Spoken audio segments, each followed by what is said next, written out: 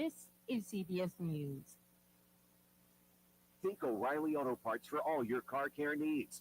Get the parts and service you need fast from the professional parts people at O'Reilly Auto Parts. Why pay more for prescriptions? Stop overpaying and start saving. Good evening, Saginaw, and welcome to Community Connection, sponsored by the Saginaw NAACP.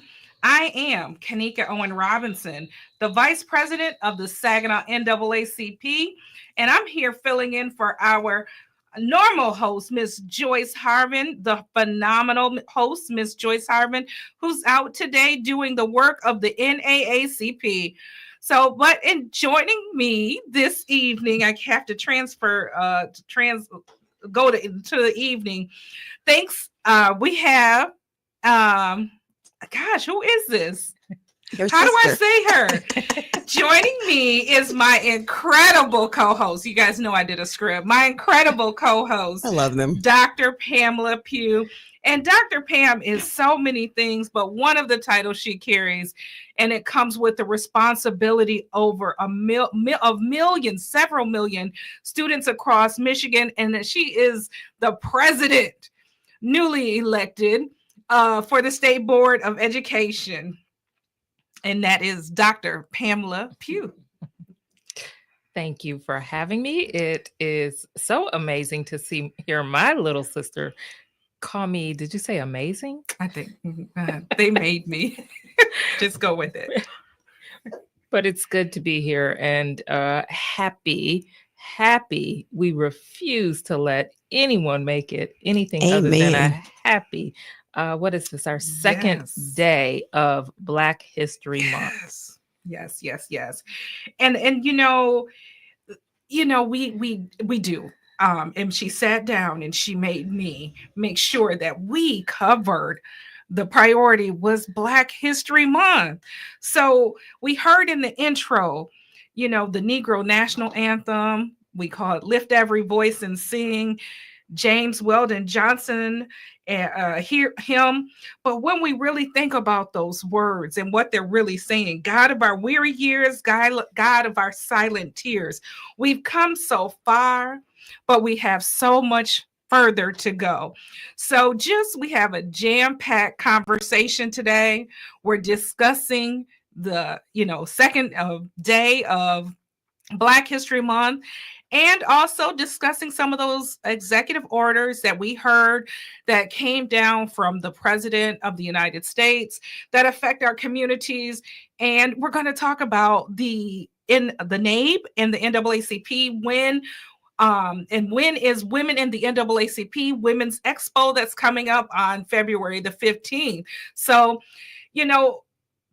I'm going to take a break because I can keep talking and I'm the quiet one of the family. But this week we had several executive orders that I said that have been signed, and many of which carry significant implications, especially Black History Month, which we're here, and then also Women's History Month. But I'm going to stay and let you determine how you want to let this flow. We can stay and we can celebrate Black History Month, or we can get into some of these orders that the people need to hear. And I think it's good coming from a trusted source, a valid source. And we have to be careful and we have to govern ourselves accordingly with these, the information as it's coming down. But we want to make sure that we're getting the correct information. So Dr. Pam, let's hear from you. And this information is fluid, yet being taken apart and looked at from the legal community. And what I give is with that perspective, making sure that we've heard from our legal advisors. And for the State Department of Education, the Michigan Department of Education, the Attorney General is who we consult with.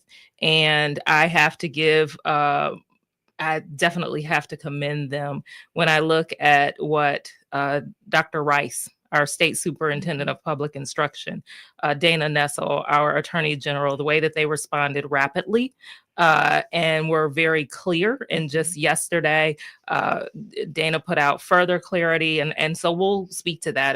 And there are other people across the country who we consult with. So you talked about the implications. The implications are this, is that we have to remain united. We have to speak up and speak out. That doesn't mean being loud. That doesn't mean going to meetings and protesting yet.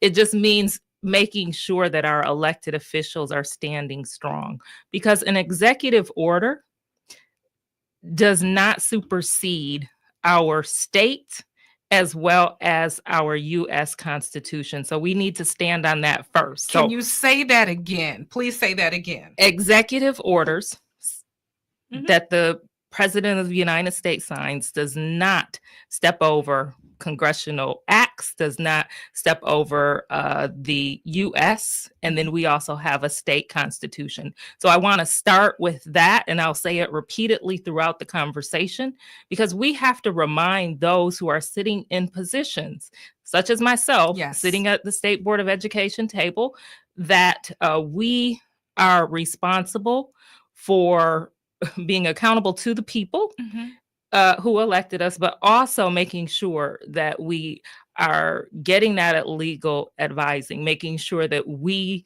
know that there are tools in our hands to fight back against what I call are pretty cruel. Yes. Yes. Yeah. So, one of the most significant changes this week, and it hit me at 6 a.m, because these executive orders are coming at like 5 a.m, midnight, 1 a.m. But, the conversation started at 6 a.m. And it's really hard to be able to, if you will, arm yourself with this information and be able to answer questions from employees, colleagues, community members that depend on us for this information. One of the ones I do want to talk about, and that is Executive Order 13985. And that one was one of it spoke to, and that one rolled out on the 28th of this week, Tuesday morning, we got it. And that was elimination of DEI initiatives within federal agencies. And then later on, I guess the big talk there was the pause. It was a pause on federal grants and loans. And so then we saw it rescinded. And so I just want to, emphasize that and understand, that when we talk about that, because that was a big one that affects education. We talked about Head Start, Policing, fire, yep, veterans, yes, yep, Medicaid, Medicare, yep, children being able to eat. Exactly. Yes. And so it wasn't surface. So that's why I wanted you to keep going there. I want to make sure that when these are just being rambled off, what is really underneath there? So again, you heard police, fire, education. We're talking funding stoppages, that again, these were rescinded. And just some of the other ones, combating anti-Semitism, came out the 29th. The 31st, we had the racial equity orders revoked on the 31st, and that's impacting holidays. And we have to be careful Yep. how we say this. Yeah. These were executive orders. Correct. Again, we have a U.S. Constitution, we have a state constitution, and then we have laws. Absolutely. So let's start with that. So when the executive order, again, this is an executive order, it has not gone through Congress. Correct. It many of them do not align with the U.S. Constitution. So or many of our state constitutions. So when we look at this, we have to step back and first acknowledge that these have been executive Correct. orders. Yep.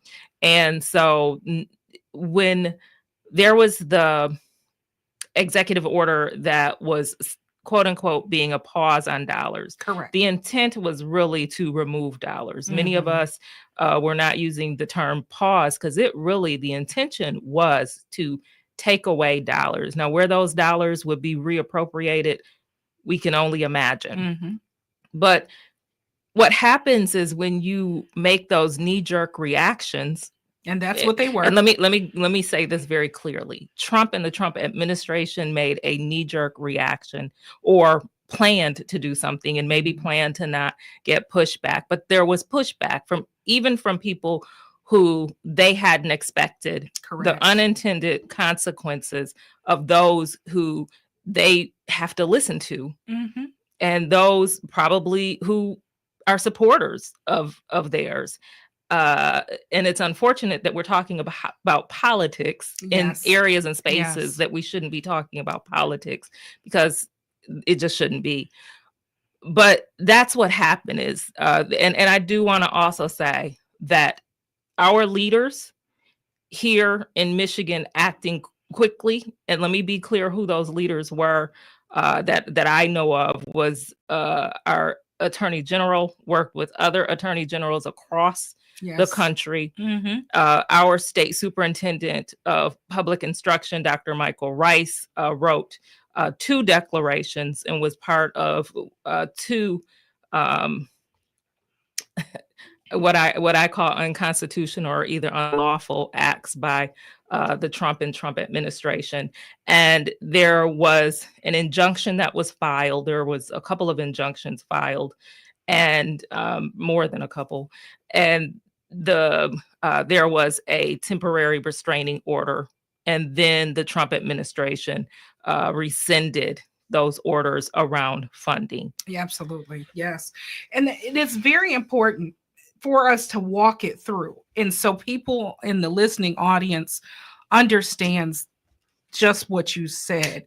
And can I say this? Because I don't, what I don't want to happen is there be pauses or disruptions and someone gets off the line and doesn't hear the second part of this, is because what that does, it may not have reached the first goal of the Trump administration, which was to claw back dollars, take dollars and put them someplace else unlawfully or unconstitutionally. But it was also to cause disruption. And there are those. I got a call from, whether we're talking about the dollars, I've been on calls where there have been local governments who have decided to pause work, meaningful, necessary, urgently needed work, because they're confused and they can be spending those dollars.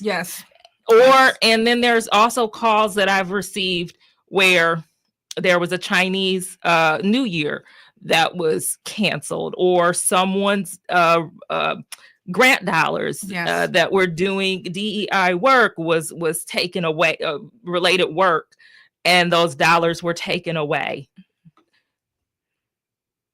Groups do not, we need to be talking to our local, to our federal government officials, and making sure that they're doing their due diligence to understand what is lawful and what falls under the Constitution, and that the President of the United States can't just do whatever he wants to do. And I think that's hard to understand, that here we are talking about the highest official in our nation just spewing out disruptive information that could disrupt our whole economic system, our livelihood, so on, and public safety, so on and so forth. So it's hard to even fathom that someone is able to do that. And so for people to now have to understand that you now have to go get this information, this legal information, from a trusted source, and don't just take it. And then we just can't, once we hear it, we can't lay down with it and roll over and let these programs die. And again, we have to be a voice, again, arming ourselves with proper information to be able to help some of our leaders out. Because again, we can't be in a space depending on these leaders to know what we think that they should know. So again, we have to arm ourselves with proper information and help our leadership out. So again, questioning them, asking, show it to me, where these laws, where the rules that they're trying to roll out exist. I'm one of those that I'll ask to show it to me in writing. Can I give an example? And I hope that it goes across clearly. You all know I'm like a wonky scientist type She person said it, I didn't. sometimes. But I remember when I worked for the local health department, for the Saginaw County Health Department, and we had a HUD grant, and within HUD regulations, they there was section, I think it was section 3. Mm-hmm. Section 3 really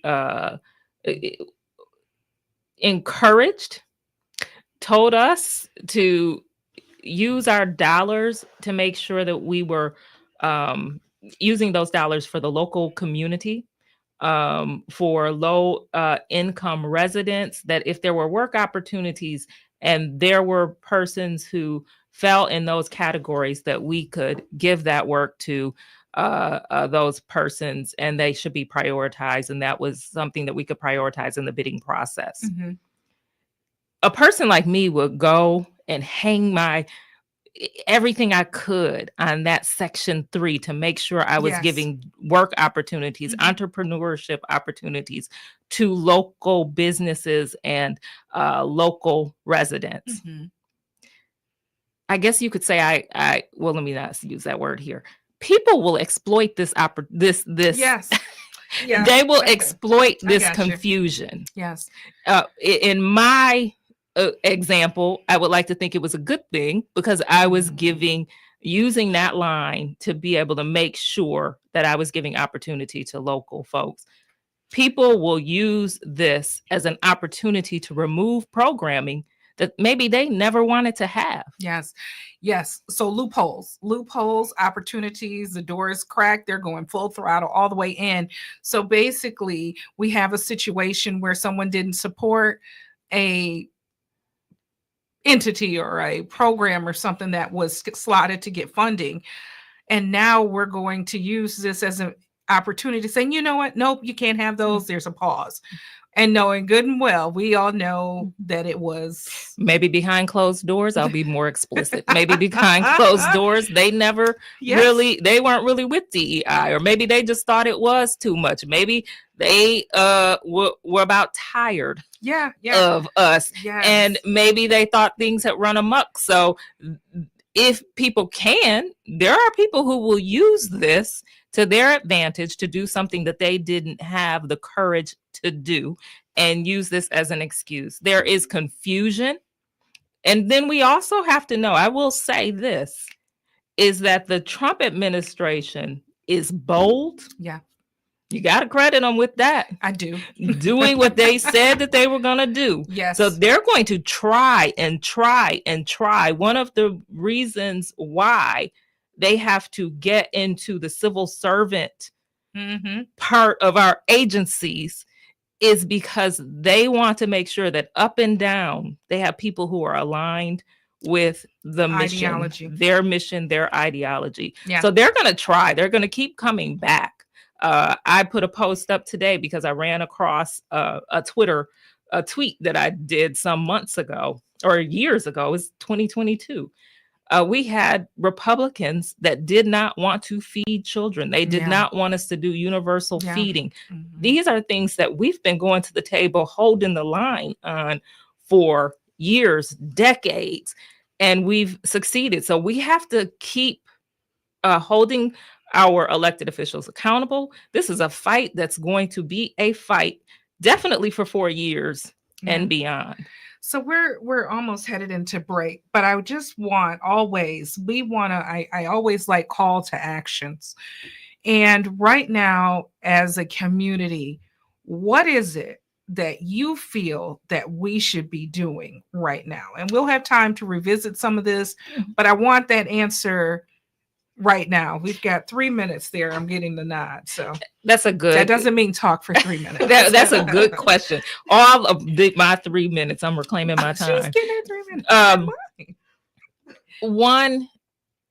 Something that I've been hearing that keeps coming to me: know your neighbors, know your community, know where your elders are, know where your youth are, know where your vulnerable populations are, but know be able to depend on each other in a time like this. So know what each other's assets and gifts are. So that may be something that you weren't expecting, but that is something that keeps coming to me, and we can come back to And that. I want to just interject because Yvonne just said that earlier before we went in. We were discussing, and she said we're going to depend on each other more. Yes. Each of us have a gift. We may have a Yes. product or a service Yes. that we can. And this was part of our message Mhm. today in church Okay, service. full circle. Bishop Hurley Coleman. But it is something, as I've talked to people across this country, and I've been doing that more regularly because of a project I'm working on. But people whose communities have gone through some things, the one thing that I heard repeatedly is that they learned that they had to depend on our neighbors. And in a time when we don't know our neighbors, we've got to get out and start introducing ourselves. And one of the things they said was know who has a landline phone, know who has a radio, because you never know. And that's not to scare anyone, but those are just things that come to mind for me that we just should know, because we are going to have to depend on one another. And that's not a bad thing.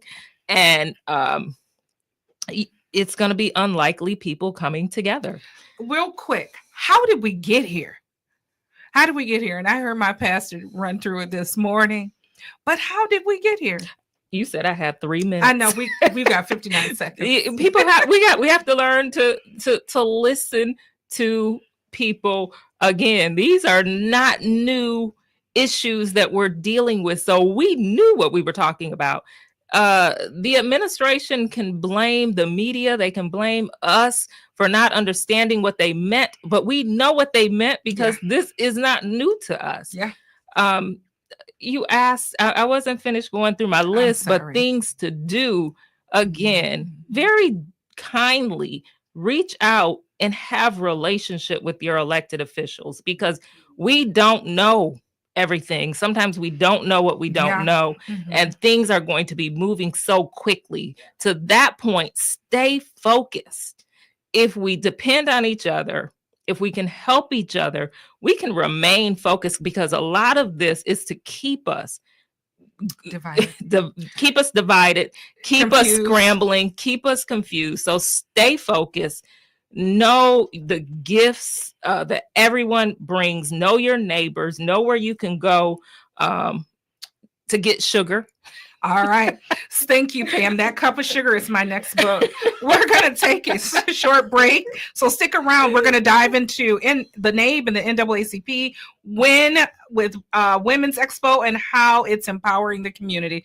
You are tuned into Community Connections.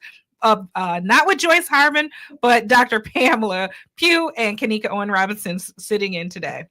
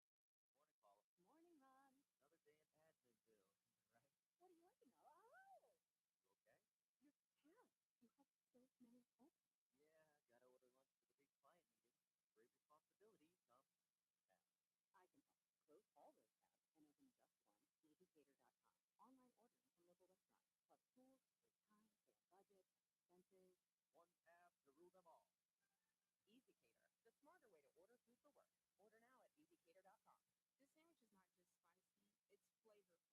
This sandwich is not just spicy, it's flavorful. Hi, this is Kataya. And this is Elsa.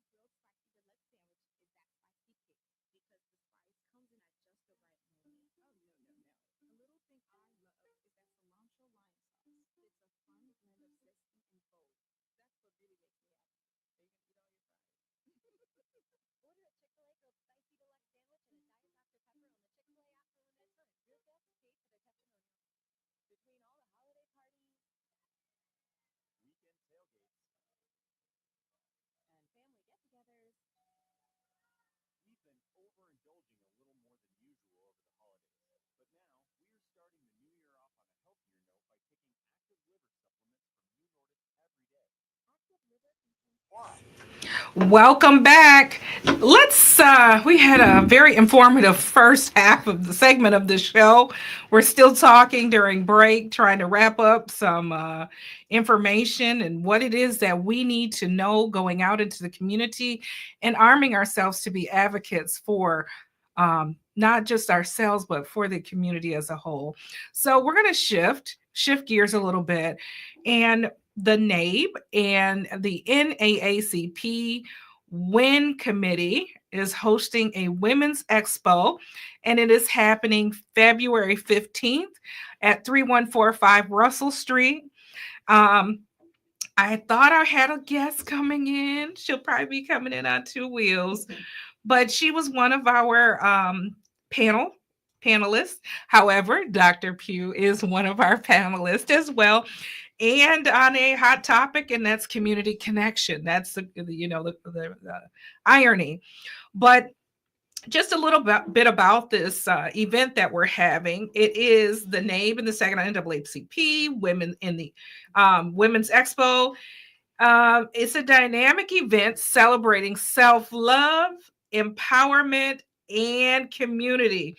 I've already given you the date, but I'll give it to you again. That is February the 15th from 10 to 3. We're going to be out a little bit before 3. And it also includes brunch during that time.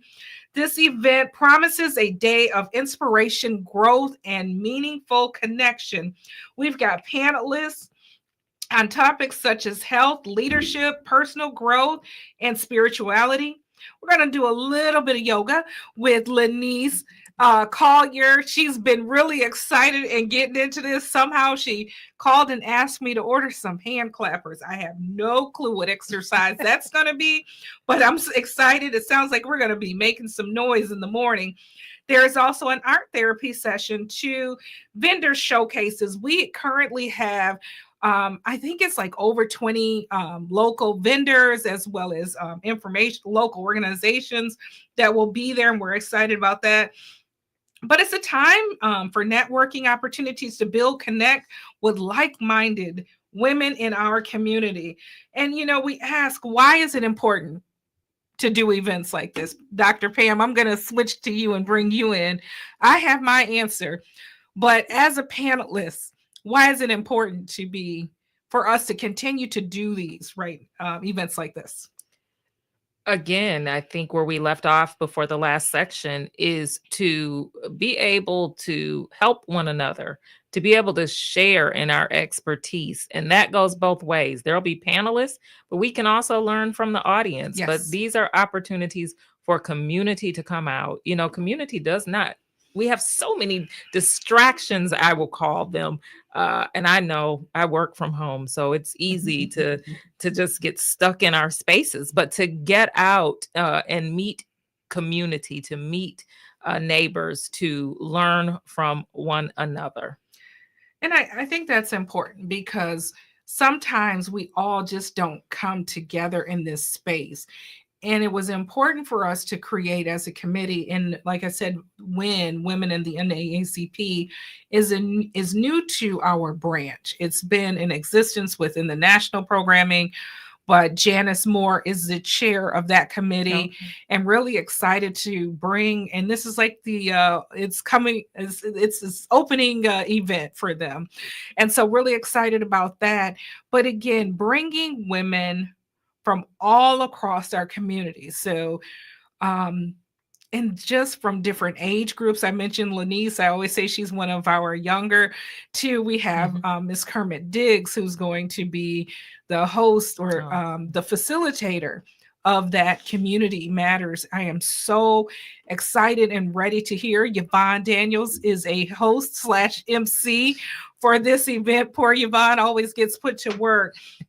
But just getting into some of these topics, Dr. Delisha Seals, who specializes in maternal health. And again, we're moving into Heart Awareness Month, the month of February.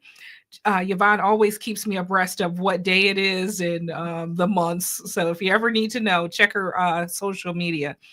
But we move into those areas. And it's, again, creating a safe space for women to discuss these topics that we may not hear being spoken about in our circles. So a lot of times with women, we don't talk about things. We have friends that are on medications and or things that happen, and we actually have those body changes happening at the same time, but we just don't discuss them. I'm talking to this with my sister, okay? So but we want to get into some of those things and those topics. Mental health matters. And I'm trying to ramble off some of our panelists. Adrian Green is going to be a panelist on that discussion. We also have co-pastor Darlene Simpson and minister evangelist Audrey Parker. Just spirituality, finding peace. We just had the first half of the show about dealing with some of these things that are happening in our nation and the importance of having this space to be able meeting your neighbors. So that's my ramble on there, but all important. I mean, if I match that, your last question about why is it important to have these events coming together in community, it's also goes back to your first question of what do we do? What are we supposed to be doing in this time? You mentioned two other points. Taking care of yourself. Do not be ashamed of taking care of yourself mentally, physically. Make sure that you are taking care of yourself and prioritizing yourself, your family, and then knowing community. So those are very important points that you brought up. So an event like this, definitely, you've already brought those experts to us. So I greatly look forward to that to help us gain some more tips on how do we balance everything here. We talk about self-care. One of the things my sister and I and Denise Baldwin are doing, we have our Apple Watches and we are in competition with each other. Kim Lincoln as well, another young lady in the community, a teacher. But we look at those things as a competition amongst women. But it's healthy competition amongst each other. And we're making each other work out. We're making each other when we don't feel like moving, just stand up. And standing up. Right. And principal extraordinaire educator or extraordinaire Denise Baldwin and Kanika Pugh Owen Robinson, let me, for the record, say that they cheat. I don't think it's a matter of cheat. Again, it's getting up and putting in the work. The watch doesn't tell stories. I got some new gadgets, and so watch out. Okay. So we're talking about self-care there, but now we've moved into cheating, the self-care. But I think it's just important. Again, when we talk about, I was listening to something and it was saying that the types of friend you should have on your team, one being a person of wisdom. And I think that that's what's exciting to me. I've had the opportunity to work with so many amazing women in the community, as well as my sisters. The wisdom. You always have to have a cheerleader. There's one other one, and then the doer. But you're the doer in that. So you've got somebody who can help you along the way. Then you have a cheerleader, and then you have to do it for yourself. So we're really excited about this event, and we want to make sure it is for everyone. And it's an important movement to empower women of all backgrounds by providing holistic support. We just talked about these circles, whether it's being a cheerleader, whether that's for it's men too. absolutely We're Black now. History Month. Take care of yourself. You Yes. mentioned spiritual leader. We have some Yes. amazing spiritual leaders in So our you're stealing community. my thunder. Oh, I'm sorry. Okay. So the expo helps to address these needs. So again, that's Saturday, February 15th at the NABE 10 to 3. There is a registration link. I believe it's on the 107 page, as well as the NABE page and the NAACP page. There's still room for more people, as well as vendors. We're really excited about this. And, we're talking brunch, and it wasn't a matter of the committee saying, let's just do this event. No, we had to have a decoration committee. We had to have the food committee. We had to have all these committees to make this a special gathering for women. Now, you talk about the men, my brothers. Yes, yes, yes. It is coming. It is slated for April. So we cannot just do it for the women and not turn around and do it for our brothers. So it is coming down the pipeline. And when we talk about that, we do have so many amazing leaders in our community, from our spiritual leaders to our elected officials to just mentors in the community. And we have to understand the importance of mentoring and the impact. And that's one thing I really want to pull out in that community talk: the importance to mentor, the importance to get involved, the impact that it has on our community. So I'm trying to stutter step because I'm waiting for Yvonne just to kill my plug and tell me I've gone on over time. But again, there is still time to register for the event. There's a lot of other activities that are happening in the community. Oh, okay, good. So we can slow up a little bit. I just did a whole full throttle. So if we could go back, I'm going back, and I want to talk about last minute, not last minutes, but our call to action. I still want to go there because I really want to make sure that if people didn't hear it at the top, that they hear it at the bottom, the end of the hour. So, and I'm gonna try to pull up some notes because I wasn't paying attention to my notes. But this is a time that is unprecedented. This, as we were talking on the break, everybody has something to offer in this moment. This is a moment that calls for urgency. The last, what was that, 4 years ago? That was the practice. This is the real thing. And if you don't know that by now, you ought to. And here's the thing: the power is in our hands. The power is in our hands. But listen to me. You cannot expect someone else to do what needs to be done to make sure that we get ourselves out of this moment. It's up to you. It's up to me. It's up to us working together. Again, things that we need to be doing. We said, take care of yourself. Take care of your mental self, your physical self. Find friends, find a spiritual leader.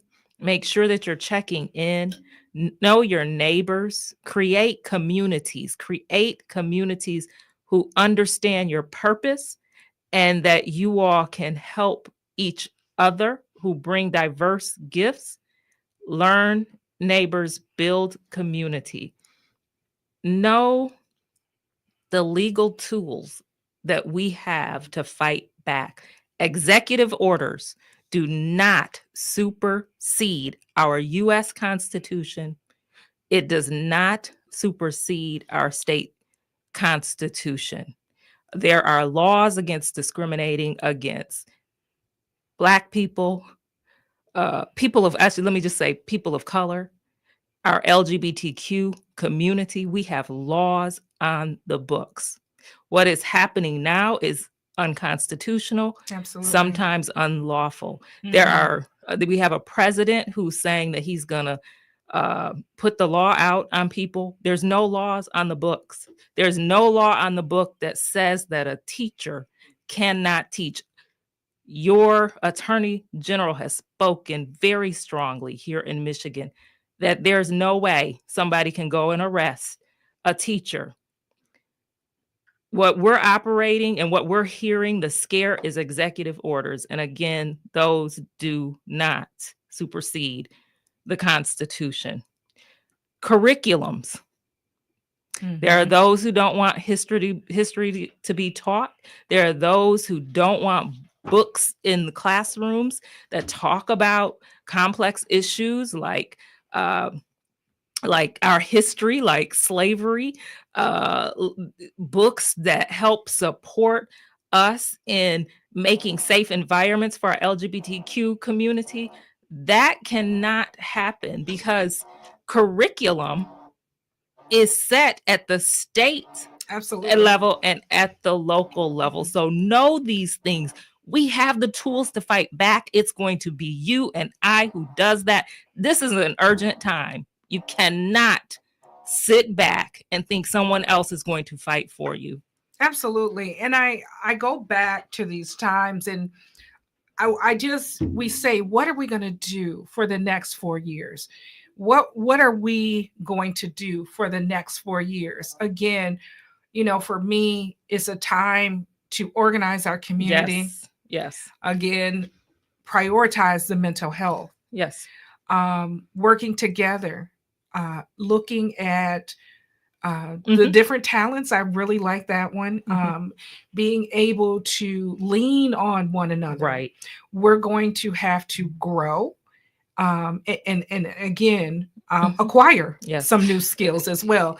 We talk about some of the part. We were in a meeting earlier this week, and we were talking about gardening. We're talking about solar Resiliency. There we Building go. community resiliency is what we're Yes. talking about here. That's all we're talking about. And what you're saying, what you just rattled off, those steps allow us to remain focused on our mission and what we're supposed to be doing every day, but also helps us to stay guarded and helps us to be able to push the nonsense, the craziness, the cruelty back in its place, because we have to stay focused. Yeah, and I think it's, again, I said it at the top of the hour, making sure we are getting information that is correct, knowing your rights. I saw a group that was going to have a seminar, and I think it got closed or pushed off. What to do when ICE comes to your door? Mm. We are having to have these real conversations. What to do? Are we at a point where we're carrying birth certificates? Yes. Are we at a Yes. point where we're carrying passports Yes. in our pocket? Where are we? Are we really here? But that topic was, what happens when ICE knocks on your door? Yes. So, and knowing your rights, we definitely are going to have to depend on our civil rights attorneys. And the ACLU has some great information on what to do and what not to do. I will say that the state superintendent of public instruction, Dr. Michael Rice, and our AG put out a guidance to the field as well, because any child, yeah, regardless of their citizenship, not to mention, oh, we yeah, didn't even coming talk into the about classroom. we didn't Oh, talk wow, we about didn't talk about that. birthright citizenship Mhm. and the 14th Amendment Mhm. being under attack. And so we can talk about it from that side of things, but we could also talk about the guidance that has been put out to school. Any child, regardless of race, gender identity, regardless of their citizenship, belong in classrooms. And so that's another area that we are prepared to push back here in Michigan. So kudos to Dr. Rice, Attorney Nessel, and yourself, Dr. Pamela, because I had people calling me all week saying, I need to hear from. And I called and I said, I need you to post. My daughter as well, Andrea, she is the researcher and a very informed young lady, and just making sure that we can be here But we're to support. not going to post or talk or speak out without having that legal Correct. support. And then And we you- also have to realize that we are dealing with an administration that dwells in lawlessness. So Yeah. there's that. So I want to thank you, Saginaw, for joining Community Connections. We missed you, Joyce Harvin, today. Yes. But it has been an honor to co-host with my sister, Dr. Great show, Pamela ladies. Pugh. Great show. Thank you, Yes. Yvonne. So keep pushing for justice, equity, and empowerment. Until next time, stay connected.